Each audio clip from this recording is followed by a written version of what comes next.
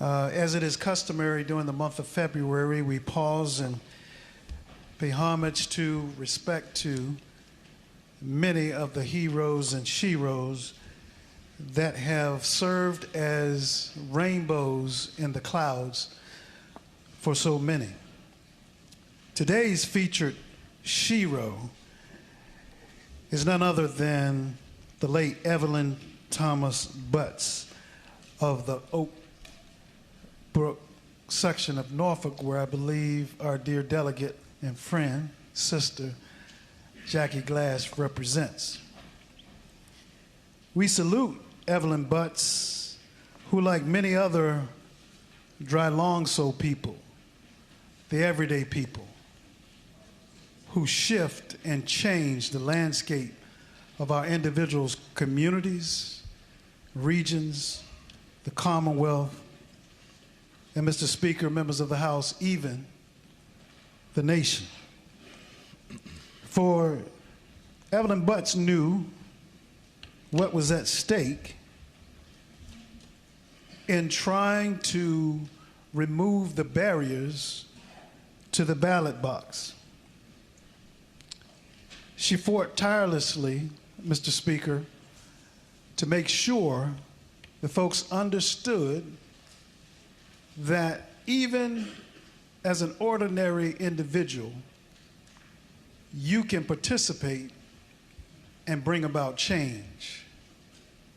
As a seamstress, she was able to influence one of the very essence and foundational pieces to our democracy, and that is to make sure that all voices are heard. She believed, as many of us do, that our voices are what makes our democracy work. And it is because of that full participation of our voices through our votes that makes our country one of the greatest in the world. Evelyn Thomas Butts was a civil rights activist and a leader from Norfolk who helped overturn Virginia's poll tax. She's a testament to Lawrence Tribble's poem, who helped us understand that, yes, one woman can have an idea, make a difference, and change the world. Her lawsuit challenging the tax was combined with a similar action by 4 Fairfax County residents, and they argued before the Supreme Court as Harper versus against the Virginia Board of Elections in 1966. Butts conducted voter registration campaigns and helped establish Concerned Citizens for Political Education, and the political organization achieved 2 key victories late in the 1960s. With the election, then at the time, Norfolk's first African-American member of the City Council, Joseph Jordan, and then, of course, the first black representative of the House of Delegates here in the General Assembly from Norfolk, then William P. Robinson. And by the end of the 1970s, Butts was considered one of the Tidewater region's most important African-American political leaders. Butts was one of the numerous black voters in Norfolk who participated in politics despite the official barriers that African-Americans had as challenges to voting, one of which, as I mentioned before, was the poll tax.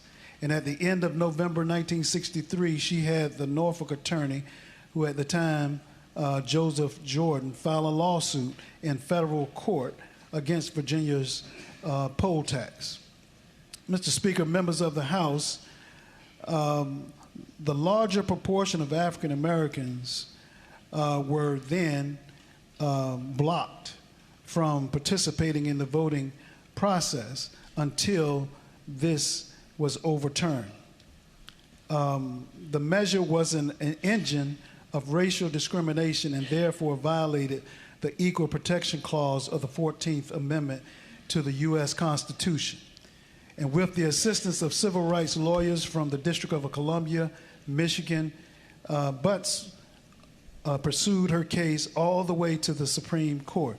And as I mentioned earlier, joined with some others who filed suit from Fairfax County with the assistance of the ACLU and Annie E. Harper, along with 3 other African Americans.